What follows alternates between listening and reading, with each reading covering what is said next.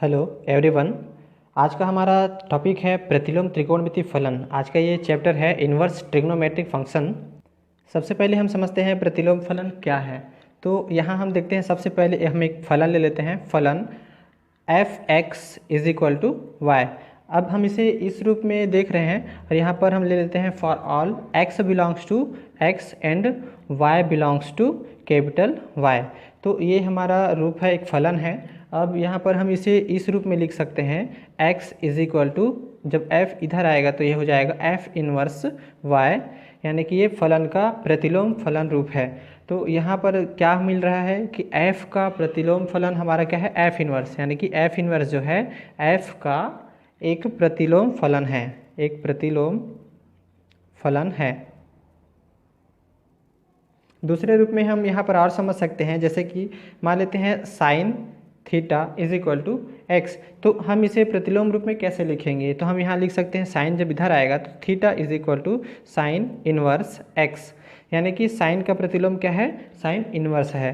तो इस तरह हम किसी भी फलन का प्रतिलोम फलन बना सकते हैं और बता सकते हैं। अब आते हैं आधारभूत संकल्पनाएं, यानी कि बेसिक कॉन्सेप्ट। हम जानते हैं त्रिकोणमितीय फलन, ये जो sign X, cos X, tan x हैं, ये प्रांत और परिसर निम्नानुसार हो सकते हैं। जैसे कि ये फलन है हमारा, एक टेबल बना हुआ है फलन, प्रांत और परिसर का।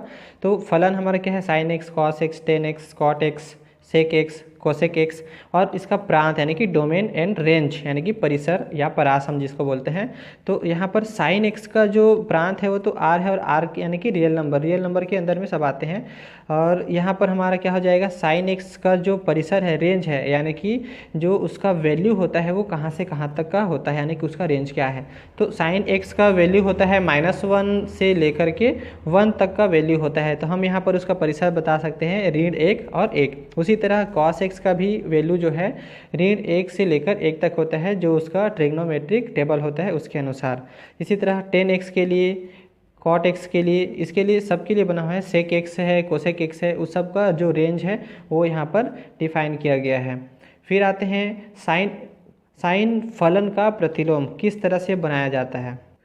ये देख सकते हैं यहाँ पर साइन का ट्रिग्नोमेट्रिक टेबल दिया हुआ है, जिसमें साइन के सारे मान यहाँ पर लिखे हुए हैं, और इसका रेंज हम यहाँ पर देख रहे हैं, परिसर ऋण 1 से लेकर 1 तक का है यहाँ पर, यानी कि सारे वैल्यू जो दिए हैं 0 से लेकर के 0 तक। और इसके बीच में सबसे अधिकतम मान क्या है, तो अधिकतम मान इसका 1 है, और सबसे न्यूनतम मान क्या है हमारा, ऋण 1 है। तो हम यहाँ पर उसका रेंज बता सकते हैं, ऋण 1 से लेकर के 1 तक की संख्या, और बाकी सभी जो मान है वो इन दोनों के बीच में क्या होते हैं, अंदर में आते हैं।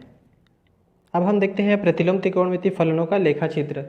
फॉर एग्जाम्पल हम एक फलन ले लेते हैं y is equal to sine X. अब यहाँ पर हम देखते हैं कि साइन एक्स का यहाँ पर ग्राफ या लेखा चित्र कैसे बनाते हैं। ये साइन के ट्रिग्नोमेट्रिक टेबल है, जिसमें साइन के मान यहाँ पर दिया गया है, जिसमें साइन 0 अंश का मान क्या है, 0, π/2 यानी कि 90 अंश का मान 1, पाई यानी कि 180 अंश का मान 0। वैसे ही यहाँ पर आपका और भी सारे मान वहाँ पर लिखे गए हैं। तो इस तरह से हम देखते हैं कि इसका ग्राफ हम कैसे बनाएंगे और इसका ग्राफ का जो लेखा चित्र कैसे बनता है।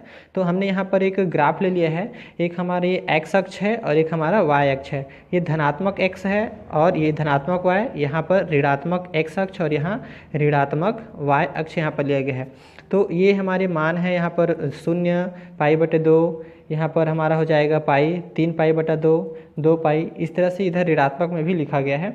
अब साइन का जो अधिकतम वैल्यू है वो क्या है आपका, +1। तो यहाँ पर हम देखते हैं, यहाँ ले लेते हैं +1, और न्यूनतम वैल्यू है -1, तो ये हमारा क्या है, -1 का वैल्यू है।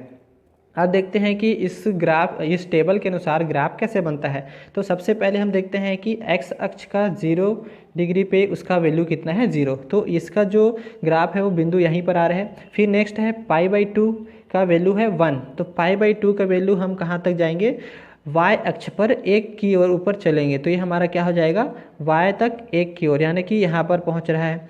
इसी तरह हम देखते हैं कि फिर से आपका यहाँ पर पाई, तो पाई का वैल्यू दिया गया है 0, तो 0 है, इसलिए हम फिर वापस यहाँ पर पहुँच रहे हैं। तो इस प्रकार 3π/2 का वैल्यू है -1, तो -1 कहाँ पर आएगा, नीचे की ओर आएगा इस तरह। तो ये -1 का आपका पॉइंट है। ये इस प्रकार हम देख रहे हैं ग्राफ कैसा जा रहा है। तो मिलाते चलते हैं यहाँ पर, तो ये हो जाएगा 0 से 1 इस तरह, फिर आते हैं 1 से 0 में इस तरह, और 0 से फिर हमारा आ जाता है -1 में इस तरह, फिर यहाँ पर से हमारा चला जाएगा 0 पर। तो इधर का ग्राफ हो गया धनात्मक की साइड में। फिर दूसरे साइड हम देखते हैं इधर भी हमारा इसी तरह का ग्राफ बनता है। तो यहाँ -π/2 का मान होता है क्या, -1। तो ये हमारा कहाँ तक आ जाएगा, इस माइनस तरफ आ जाएगा, तो यानी कि यहाँ पर। फिर ये -π का मान होता है साइन का 0, तो फिर 0, फिर यहाँ पर -1, फिर हमारा 0 के बाद फिर यहाँ पर +1 और उसके बाद फिर 0। तो इस प्रकार इसको जब हम मिलाएंगे तो ये हमारा रेखा इस तरह से क्या हो जाएगा, ग्राफ हमारा तैयार हो जाएगा। तो ये हमारा क्या है, साइन एक्स का ग्राफ है। ये इस तरह से आप किसी और का भी ग्राफ बना सकते हैं। उसका टेबल लीजिए और उनका एक्स अक्ष और वाई अक्ष के हिसाब से उनका ग्राफ खींचिए। अब हम आते हैं प्रश्नावली 1। पहला प्रश्न है, निम्नलिखित के मुख्य मान तथा व्यापक मान ज्ञात कीजिए। हम पहला ले रहे हैं साइन इनवर्स 1/2। अब इसको देखते हैं। सबसे पहले हम साइन इनवर्स 1/2 इसे हम क्या कर लेते हैं, थीटा के बराबर मानेंगे। अब साइन इनवर्स हम साइन को इधर लेकर आएंगे लेफ्ट साइड में, राइट साइड में। तो यहाँ पर हमारा हो जाता है 1/2 बराबर साइन थीटा। तो यहाँ पर साइन जो है इधर आकर क्या बन गया, साइन थीटा बन गया। अब हम यहाँ पर देख रहे हैं कि 1/2 जो है साइन का किसका वैल्यू है, हमें यहाँ देखना, चूँकि साइड में क्या है, राइट साइड में साइन दिया गया है, इसलिए हम यहाँ पर साइन का ही वैल्यू देखेंगे।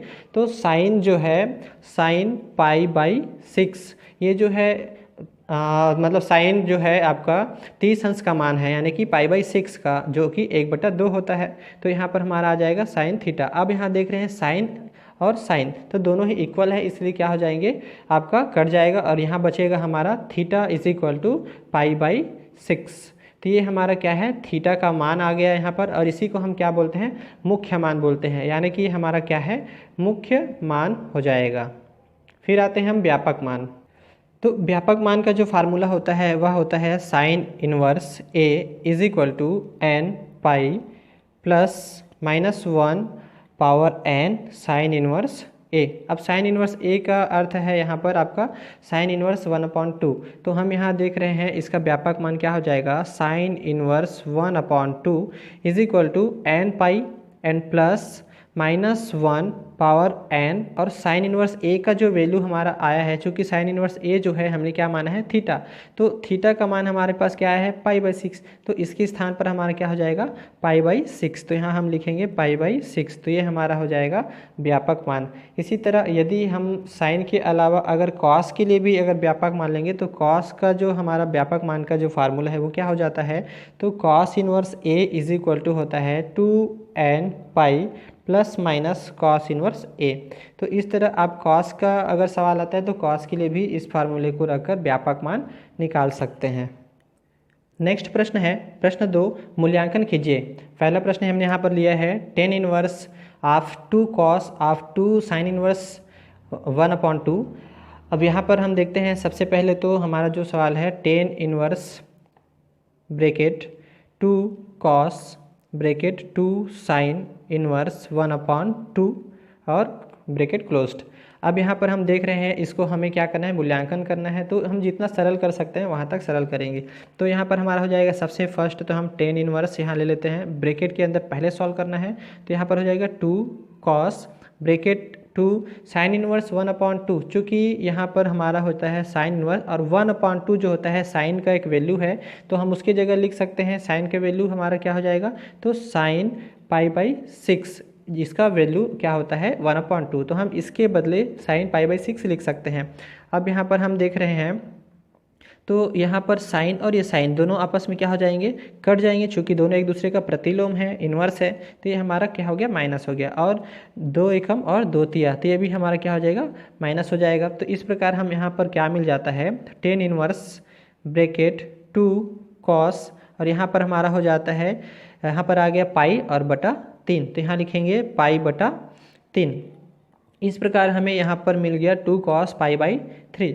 अब यहाँ पर देखते हैं कि π/3 जो है किसका वैल्यू है, तो tan इनवर्स 2 cos π/3 का वैल्यू होता है 1/2। तो यहाँ हम लिखेंगे गुणित 1/2, जो कि ये इसका वैल्यू क्या है, 1/2 है। अब यहाँ पर 2 और 2 क्या हो गया, कट गया, इसलिए यहाँ पर हमारा वैल्यू आ जाएगा, यहाँ पर हम लिख सकते हैं tan इनवर्स, यहाँ बचा 1, तो यहाँ पर 1। अब हम देखते हैं कि चूँकि यहाँ इन्वर्स है तो यहाँ पर जो 10 का वैल्यू 1 है वो कितने डिग्री का होता है। तो यहाँ पर देखेंगे 10 इन्वर्स 1 का जो वैल्यू होता है वह है 10 π/4, यानी कि 10 45 अंश का मान होता है। तो ये 10 और उसका जो प्रतिलोम है दोनों आपस में क्या हो गया, कट गया, इसलिए यहाँ पर हमें क्या मिला, π/4 मिला। तो ये हमारा क्या है, आंसर है। और इसी तरह और भी सवाल होंगे, उसको आप बिल्कुल इसी तरह बनाइए, बहुत आसानी से आपका सॉल्व हो जाएगा। ये हमारा हो जाता है आंसर। तीसरा प्रश्न है, यदि सेक इन्वर्स 3 = a हो तो cos a का मान ज्ञात कीजिए। तो सबसे पहले हम यहाँ पर देखते हैं जो हमारा फलन दिया गया है सेक इन्वर्स 3 = a, और चूंकि हमें cos a का मान निकालना है तो सबसे पहले हम यहाँ देख रहे हैं कि क्या कर सकते हैं। यहाँ पर तो सेक इन्वर्स को हम यहाँ से दूसरे यानी कि राइट साइड में लेकर जाएंगे तो यहाँ पर हमारा बचेगा 3 बराबर सेक, इधर आकर इसका प्रतिलोम क्या हो जाएगा, प्रतिलोम हो जाता है सेक, तो यहाँ पर हो जाएगा सेक a। इस प्रकार अब हम यहाँ पर क्या कर सकते हैं, चूँकि सेक a का उल्टा क्या होता है, कॉस 1/cos, तो यहाँ पर होता है cos a हो जाएगा, तो बराबर क्या होगा 3।